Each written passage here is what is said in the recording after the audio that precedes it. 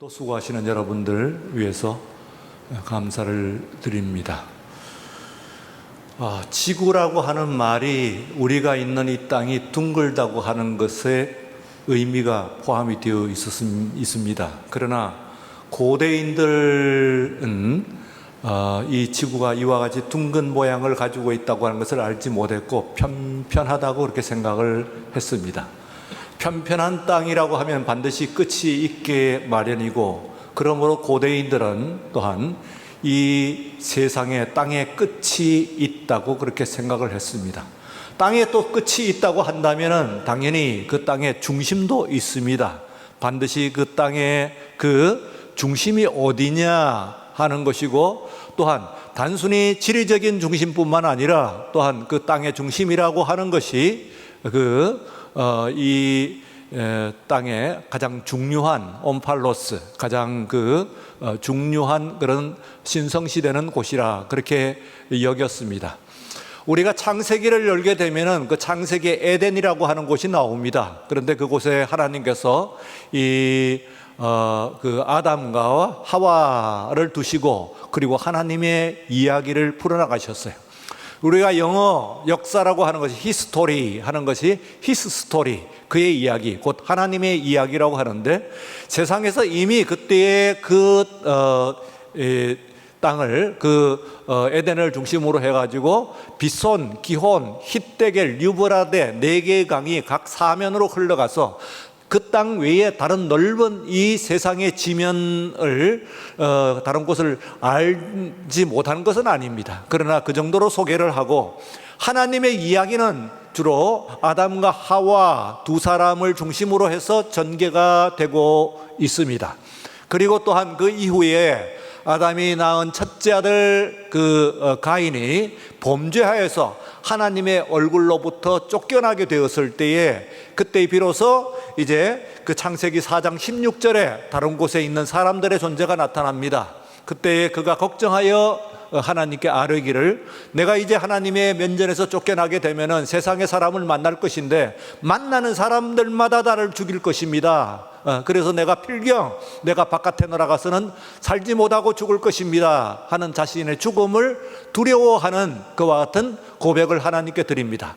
그때 하나님께서 그렇지 않다, 너도 죄인이지만은 그러나 가인을 만약에 죽이게 되면은 그보다는 7배로 내가 갚으리라 하면서 하나님께서 그의 생명을 최소한 하나님께서 하나님의 여호와의 면전에서 쫓아내긴 합니다만, 그러나 최소한 그의 육신적인 생명만은 보존하실 것을 또한 약속하시는 말씀이 그곳에 나타나고 있습니다. 그와 같이 이제 이 에덴이라고 하는 곳은 이 지상의 한 동산에 불과했습니다만, 그러나 하나님의 이야기를 풀어나가는 하나님께서 계시는 곳, 하나님께서 거니시고 그리고 또한 다스리시는 곳으로서 바로 이 에덴이라고 하는 곳이 나타나고 있는 것을 볼 수가 있습니다. 그 뒤에 이제 이 창세기부터 시작을 해서 신약 성경 그리고 마지막 권인 요한계시록까지요, 또 하나의 이제 가장 중요한 새로운 에덴이라고 이야기할 수가 있죠. 하나의 중심적인 장소가 나타나는 것이 바로 이 예루살렘이라고 합니다. 이 예루살렘이 처음 이제 이 창세기 가운데서 나타나는 것은 창세기 14장입니다. 그때에 이 아브라함의 조카 롯이 이 소돔과 고모라 지역에 거하다가 그곳에서 전쟁이 일어나가지고 적들에게 포로로 끌려갔어요.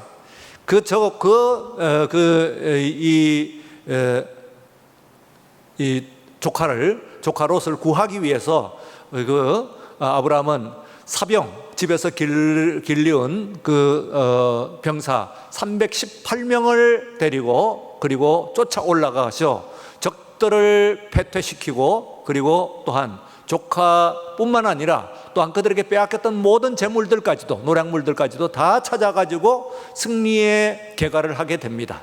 그때에 많은 소돔과 고모라의 왕들도 칭찬을 했습니다만, 환영을 했습니다만, 한 사람 중요한 인물이 나타납니다. 그것이 살렘 왕 멜기세덱이라고 하는 사람입니다. 일찍이 소개된 적이 없는 살렘이라고 하는 것은 샬롬, 곧 평화를 의미합니다. 그래서 살렘이라고 하는 곳에 있는 왕 멜기세덱이 와서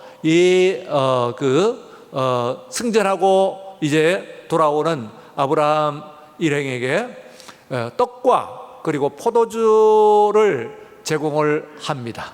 그리고 또한 그 이전에 아브라함은 그에게 멜기세덱에게 11조, 곧 성경 가운데서 나오는 11조가 가장 먼저 기록되어 있는 그런 장면입니다. 11조가 나옵니다. 오늘 여기서 이 아브라함과 멜기세덱의 만남은 단순한 만남이 아니고 우리가 이야기하는 교회와 그리고 또한 우리의 그 신앙에 대한 가장 기본적인 것들, 가장 중요한 것들이 거의 다 나오는 것이라고 볼 수가 있습니다.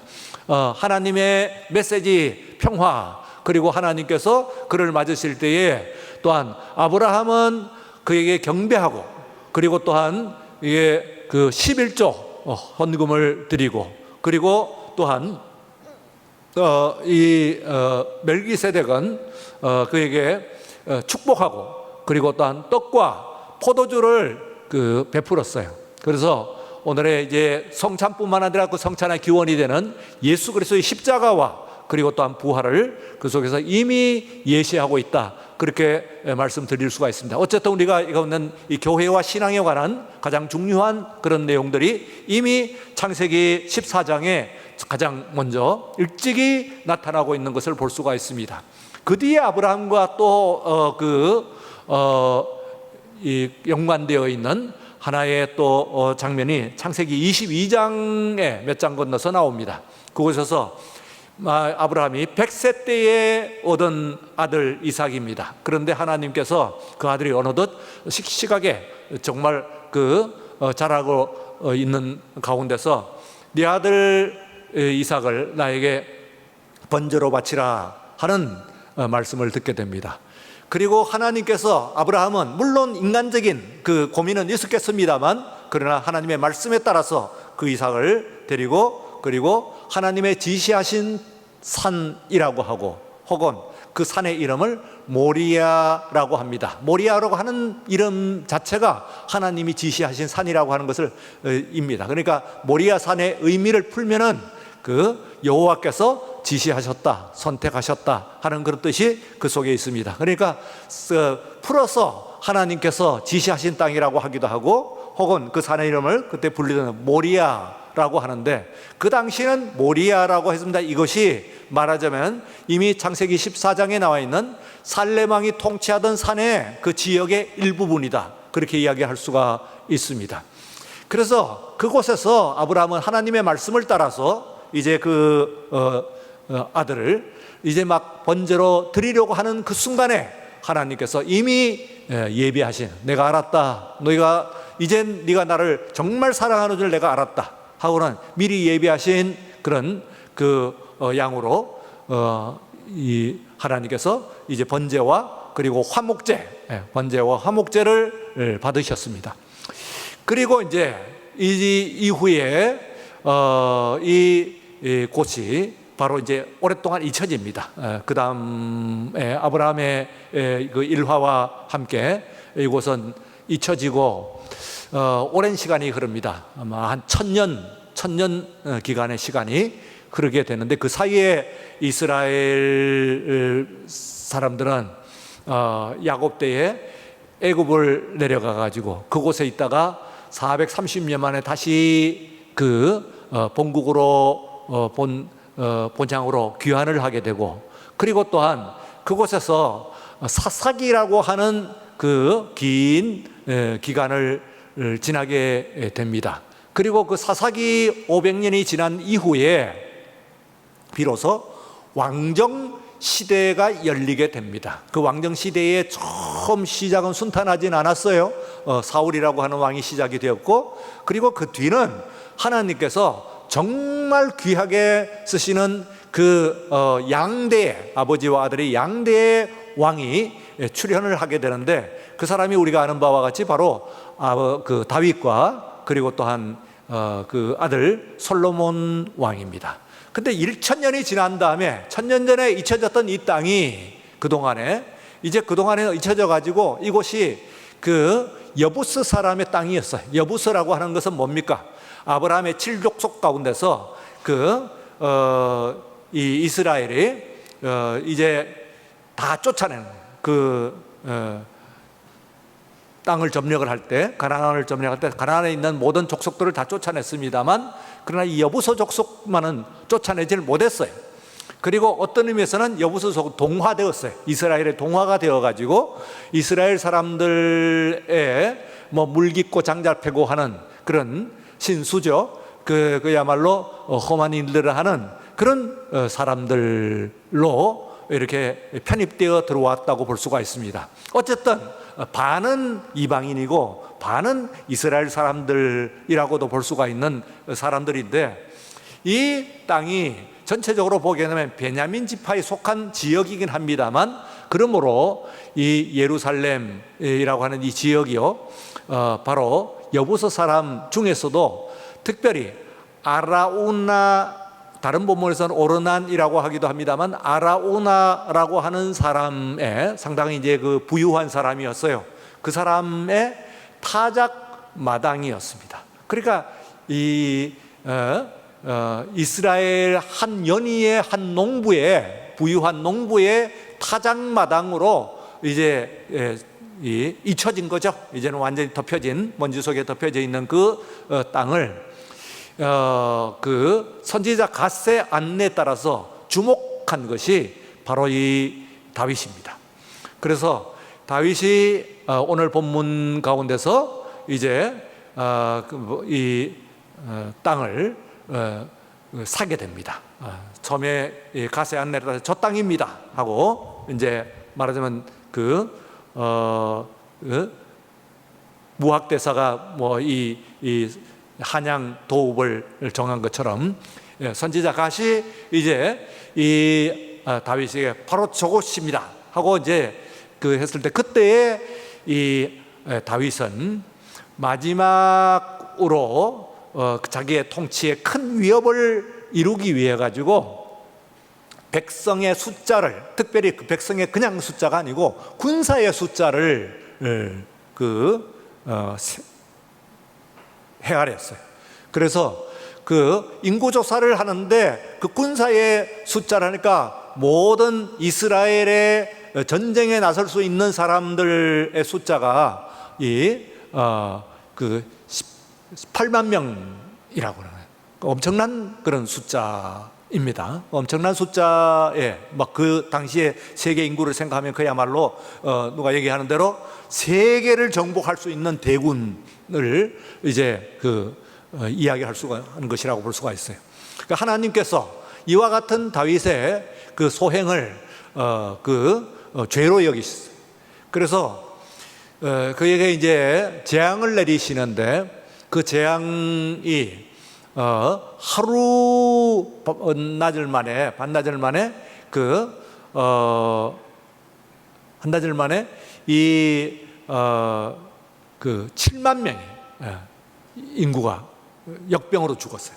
실로 뭐 엄청난, 하루에 그 죽은 사람의 숫자가 7만 명이니까 역병으로 실로 엄청난 그런 역병입니다. 이때에 이제 비로소 다윗이 자신의 죄를 깨닫고, 그리고 이제 하나님 앞에 그 하나님께서 내리시는 심판, 그 재앙을 피하기 위해 가지고 지정한 곳이, 바로 갓을 통해서 지정한 곳이 바로 이 아라우나의 타작 마당이었어요. 그래서 그곳을 이제 지정하고, 아라우나는 오늘 본문에 본 것과 같이 뭐 왕께서 원하시면 땅 드리겠습니다. 땅도 드리고, 또 번제로 드릴 화목이 필요하면은 여기에 마구도 있고 뭐 이게 지금 다 있으니까 그것도 가지고 다 드리면 됩니다. 이 소도 있고, 그리고 드릴 짐승도 있고, 그리고 화목도 있고 다 있습니다. 다 드리겠습니다. 땅뿐만 아니라 다 드리겠습니다. 아주 후한 그런 이 제안을 합니다만, 그렇지 않다. 왕이 제값을 낮춰서, 그 당시에 그 땅의 값이 제대로 치면은 오늘 본문에 나와 있는 바와 같이 은 50세겔입니다. 그래서 아주 중요한 중요한 우리의 신앙의 원리를 또한 알 수가 있는 것인데, 이것은 그냥 공짜로 얻으면 안 됩니다. 값으로 사야 돼요. 우리 주 예수께서, 하나님께서 왜 세상에 있는 사람들을 용서하시려면 그냥 용서하노라 하고 선포하시지 않고, 예수 그리스도 하나밖에 없는 아들을 이 땅에 내보내셔가지고 그렇게 피를 흘리시고 고난을 당하시고, 정말 그 엄청난 그런 고난을 왜 당하게 하셨느냐 하면은 그것은 값을 치르신 거예요. 대속 말하자면은 값을 치른 겁니다. 대신 값을 치른 것이라고 했어요. 그래서 하나님께서 이제 이 세상에서 우리들이 정말 믿음뿐만 아니라 다른 모든 것들도 다 그렇긴 합니다만, 값을 치른 것과 값을 치르지 않은 것은 그런 큰 차이가 있어요. 아무리 해도요. 여러분들이 절대로 아무리 열심히 신학 공부를 해도 신학생을 따라갈 수 없는 이유가 뭔지 아세요? 신학생들은 그 공납금을 냈기 때문에 그렇습니다. 말하자면은 절대 안 돼요. 여러분들이 머리가 비상고 온 그걸 다 해가지고 신학 공부를 해도 신학생은 못 따라갑니다. 그것은 여러분들이 다른 곳에 값을 치른 것과 같이 그들은 공납금을 냈기 때문에 그래요. 그래서 값을 치른다고 한다면은, 값을 치른 것은 우리가 다릅니다. 그럼 교회도 마찬가지입니다. 우리가 교회에 나와서 신앙생활을 하는데, 이 신앙생활에서 그냥 값없이 와가지고 그냥 왔다 가는 것보다는 값을 치렀을 때 그만큼 하나님께서 은혜를 주시고 그리고 축복을 주시는 것이다, 그렇게 생각을 할 수가 있습니다. 자, 그래서 이제 그 아버지는 그 땅을 사고, 바로 이 모리아 땅, 그 땅이 이제 그 그림을 한번 보시면은 예루살렘에 전체 그 윤곽이 예루살렘 성이고요, 다윗 시대에. 그리고 또 다윗 시대는 아닙니다. 그 뒤에 왕정 시대, 후에 왕정 시대인데, 오른쪽에 보시면 여러분들이 작은 그런 박스가 있어요. 그 부분이 이제 말하자면은 모리아산입니다. 두 개의 산으로 이루어져 있는데, 언덕이 두 개로, 그게 모리아산이고, 왼쪽에 보면은 시온산이라고 돼 있어요. 두 산은 큰 산의 일부분이라고 보긴 할 수가 있습니다만, 어쨌든 구분을 하면은 고산, 이쪽 시온산 정상과 구분되는 정상이 모리아산 정상이고, 바로 그곳이 바로 나중에 성전이 세워진 거예요. 곧 창세기 14장에 나와 있는 살렘 지역이고, 이 지역이 살렘이고요. 그리고 또한 22장에 나와 있는 것 같이 믿음의 조상 아브라함이 그 아들 이삭을 하나님께 드리려고 했던 그 산이 바로 이 모리아 산이라고 볼 수가 있습니다. 이곳이 말하자면은 온 그 이후의 신구약 성경의 중심이라고 이야기할 수가 있고요. 따라서 히스 스토리, 하나님의 이야기의 가장 중심이라고 볼 수가 있어요. 가장 중요한 그런 장소라고 볼 수가 있고, 바로 이 모리아산이라고 할 수 있는 그 박스 안에 이제 말하자면 성전도 거기에 있고 왕궁도 거기에 있고, 중요한 그런 것들이 바로 거기에 있고, 또 물도 거기서 납니다. 기도론이라고 해서 바로 오른쪽 그 박스 바깥에 거기서 기도론 골짜기에서 물도 솟아나고, 예수님께서 성전에 방문을 하셨을 때 일어나는 모든 일들 같은 것들도 다 그곳에서 일어나는 것이다, 그렇게 볼 수가 있습니다. 자, 이곳에서 이제 그 두 왕, 말하자면 전대미문의 이 두 위대한 왕이 나타나죠. 다윗이 그 땅을 샀어요. 그리고 또한 땅을 산 것뿐만 아니라 또한 값을 지르고 샀고, 그리고 그곳에 이제 드디어 이 하나님의 언약궤도 옮겨놨어요. 그것을 옮겨놨어요. 또 뿐만 아니라 그곳에 이제 나와서 성전을 짓기로 한 그 성전의 조감도 이도 다 만들어놨어요. 그 설계도도 다 만들어놨어요. 뿐만 아니라 또한 그 설계도를 만들고, 그리고 또한 그 성전을 짓는 데 필요한 자금까지도 모두 준비했어요. 그 땅도 사고, 그리고 설계도도 만들고, 그리고 또한 물론 하나님께 지시한 것이긴 합니다만, 그리고 또한 그 자금까지, 성전을 짓는 자금까지 다 만들어 놨으니까, 이것을 이제 짓기만 하면 되지만은, 그러나 하나님께서 다윗을 통해서는, 왜냐하면 그는 정말 훌륭한 왕이긴 했습니다만, 그러나 나라를 세우는 그 과정에 있어 가지고 너무나 많은 사람들의 그 피를 그 손에 묻혔어요. 그래서 하나님께서는 그 사람의 피를 묻힌, 심지어는 그 정의로운 피만 아니라 또한 그의 솔로몬의 어머니 밧세바를 취하는 그 과정에서 그 부정한 피까지도 그 손에 묻혔어요.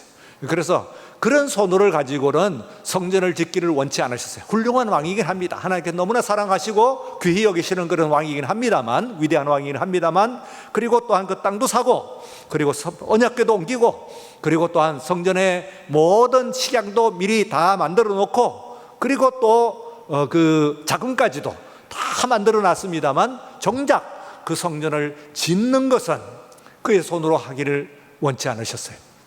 허락하지 않으셨어요. 그래서 그 아들 솔로몬 때에 이르러 가지고 드디어 이제 그 성전을 완공을 하게 됩니다. 이것을 완공을 하고, 그리고 이제 역대기 6장에 보시면은 여러분들이 이제 역대기 6장에서 보시면은 하나님이 계시는 곳은 어디입니까? 온 세상에 다 계시죠. 온 우주에 다 있습니다. 그러니까 우리가 우주에 찬내하는 찬양과 같이 우주에 계시고, 또 솔로몬도 그 성전을 지어놓고 그랬어요. 정말 사람이 내가 손으로 지은 이 성전에 하나님이 계실 수가 있습니까? 잘 짓긴 했습니다만, 그러나 하늘들의 하늘도 용납을 하지 못했어요. 하나님을 품을 수가 없어요. 하늘과 하늘들의 하늘도 하나님을 품을 수 없는데, 어떻게 아무리 열심히 지었다고 하더라도 사람이 지은 이 건물에 하나님께서 여기에 들어오실 수가 있습니까? 하는 전제를 달고, 그러나 하나님께서 내 이름을 두신 곳이라고 하는 말씀을 하면서, 이제 이곳에서 이제 하나님께서 인간의 재앙, 우리들에게 바로 이것이 뭡니까? 다윗이 그곳을 찾은 것은 뭡니까? 그와 그의 백성들, 그의 나라에게 재앙이 닥쳤을 때에 그 재앙을 멈추게 하는 곳이에요. 그러면 오늘 우리들이 성전은 뭡니까? 오늘 지금 예배드리는 이 시간, 그리고 또한 이 곳은 어떤 곳이냐면, 여러분이 이 땅의 삶을 살아가는 동안에 있어서 여러분에게 재앙을 멈추는 곳인 줄로 믿습니다. 여러분의 삶에 재앙을 멈추는 곳이에요. 어떻게 재앙을 멈추냐? 역대기하 6장에 나와 있는 그 말씀으로 오늘 여러분들이 한번 살펴보면서 은혜를 받고, 그리고 또한 우리 하나님 주시는 말씀으로 삼고자 합니다. 우선 이제 솔로몬이 성전을 건축을 하고 하나님께 그 말씀을 기도한 그 기도의 장엄하고 길고 그리고 장엄한 기도의 그 내용입니다. 우선 역대하 6장 22절 23절 말씀입니다. 다 같이 한번 읽어볼까요? 만일 어떤 사람이 그의 이웃에게 범죄함으로 맹세받고 그가 와서 이 성전에 있는 주의 대단 앞에서 맹세하거든, 주는 하늘에서 들으시고 행하시되 주의 종들을 심판하사 큰 자의 죄를 정하여 그의 행악대로 그에 올리시고 공의로운 자를 의롭다 하사 그 의로우신 대로 갚으시옵소서, 이렇게 되어 있습니다. 그래서 이게 여러분들이 이제 다윗이 하나님께 범죄를 해서 그곳에서 타작마당 곧 그 성전을 지금 샀어요. 그 성전을 이제 지었는데, 이것은 다윗과 그의 아들 솔로몬과 그 시대의 사람들의 죄만 사하시는 곳이 아니고, 오늘 여러분들이 세상을 살아가도록 하면서 짓는 모든 여러 가지 죄들을 하나님께 이 아침에 이곳에 오셔서 예배를 드릴 때 여러분들에게 여러분 모든 죄를 말소하시고 그리고 용서하시고 말소하고 깨끗하게 정화시켜 주실 줄을 믿습니다. 예, 두 번째 이제 이어지는 말씀 24절 25절 말씀입니다. 다 같이 만일 주의 백성 이스라엘이 주께 범죄하여 적국 앞에 패하게 되므로 주의 이름을 인정하고 주께로 돌아와서 이 성에서 주께 빌며 간구하거든 주는 하늘에서 들으시고 주의 백성 이스라엘의 죄를 사하시고 그들과 그들의 조상들에게 주신 땅으로 돌아오게 하옵소서. 자, 여러분들이 삶에서 실패합니다. 실패해 오셨죠? 예, 실패해 봅니다. 실패하시면은 반드시 여러분들은 기억하시는 것은 성전을 찾고 예배를 드리십시오. 하나님께서 오늘 지금 솔로몬의 기도와 같이 여러분이 성공만 하는 것이 아닙니다. 이 세상을 살아가면서 우리들은 세상을 살아가면서 실패를 합니다. 실패를 하면은 그 실패할 그 자리에서 실패했다, 나는 망했다 하고 좌절하지 마시고 주의 성전을 찾고 그리고 또한 주 앞에 예배드림으로써 회복하시는 여러분 모두가 되시기를 주의 이름으로 축원합니다. 예, 이어지는 말씀입니다. 26절 27절 말씀 다 같이 만일 그들이 주께 범죄함으로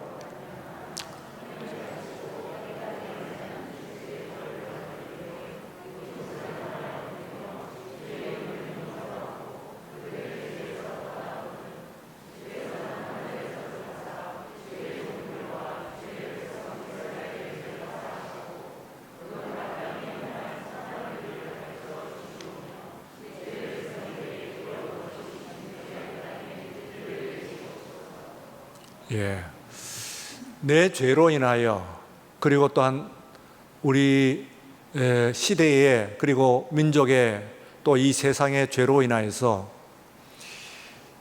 천지에 재앙이 오거든 비가 내리지 않건 혹은 비가 너무 내리건 혹은 기후가 변하든 재앙이 오거든 깨닫고 주의 앞에 돌아오는 그리고 이곳에서 여러분들이 주 앞에 기도를 드릴 때에 우리 하나님께서 여러분의 그 기도를 들으시고 사하시고 용서하여 주실 줄로 믿습니다.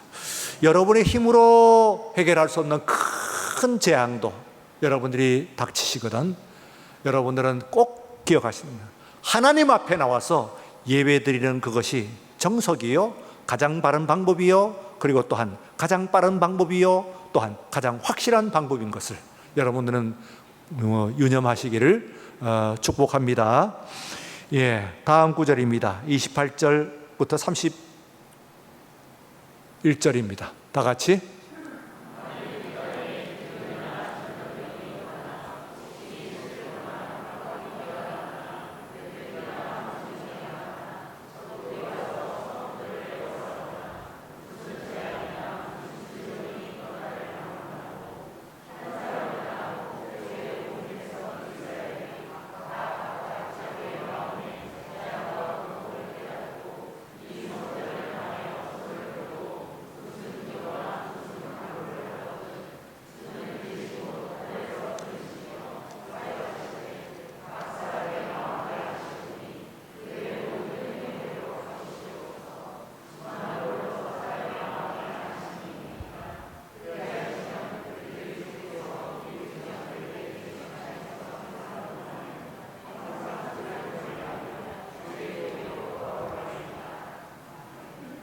성전을 찾으시면 더 좋고 성전을 찾기도 예배에 오기도 힘드시면 어려운 지경까지 이르시면은 성전을 향하여서 손을 들고 기도하십시오.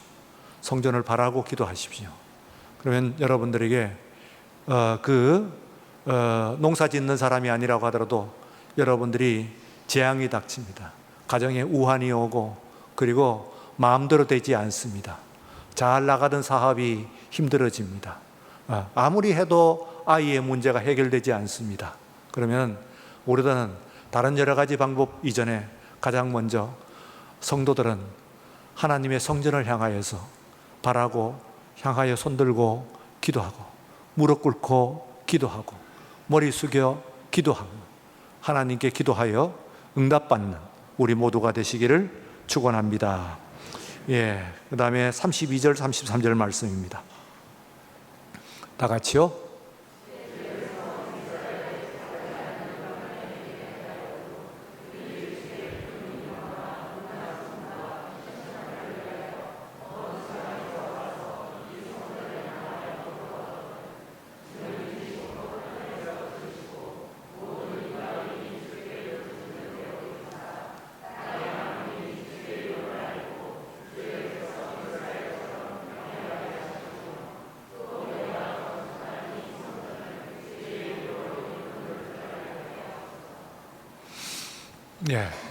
이방인은요, 나 교회 뭐 별로 나간 적도 없는데요, 혹은 교회 나가도 나 제대로 믿는 마음으로 나가지도 못하고 그냥 왔다 갔다 했어요. 나 예수 믿는 사람 별로 아닙니다.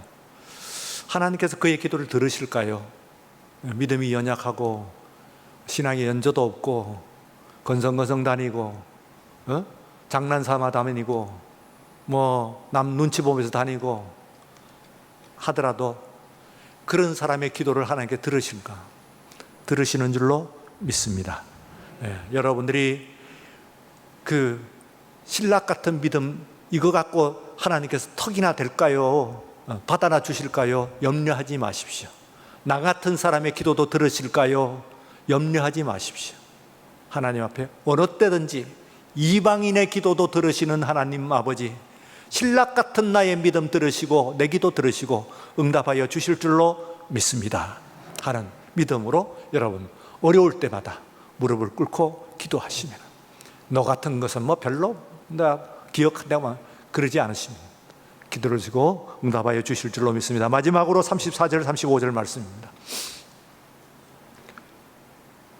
다 나왔습니까?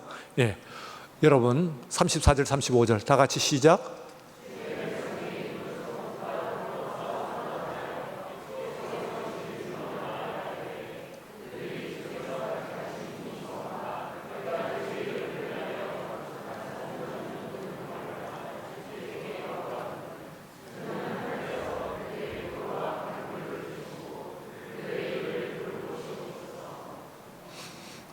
이제 이 여름인데 끝나가면은 우리 아이들 가운데서 대학 진학해야 됩니다. 혹은 뭐 새로 회사 차리고 혹은 회사 안 차리더라도 또한 이제 입사 시험 보는 승진 시험, 뭐 공무원 시험, 혹은 뭐 군대 가서 이제 지금 가야 되는 여러 가지 결혼도 앞두고 혹은 그를 위해서 준비하는 앞날의 계획을 위해서 기도를 하실 때요, 이 성전에서 기도를 하시는 여러분의 앞날의 모든 걸음들을 하나님께 친히 인도하여 주시는 하나님의 축복이 있을 줄로 믿습니다. 여러분들이 이제 이 그 솔로몬이라고 하는 사람이 아버지의 그 준비한 것에 따라서 성전을 짓고 그곳에서 기도를 한 그 장엄한 기도는 오늘 우리들이 주일에 찾아와서 오늘 여러분들이 예배 드리는 이때의 그 심령이고 믿음이고 또 기도가 되어야 될 줄로 믿습니다.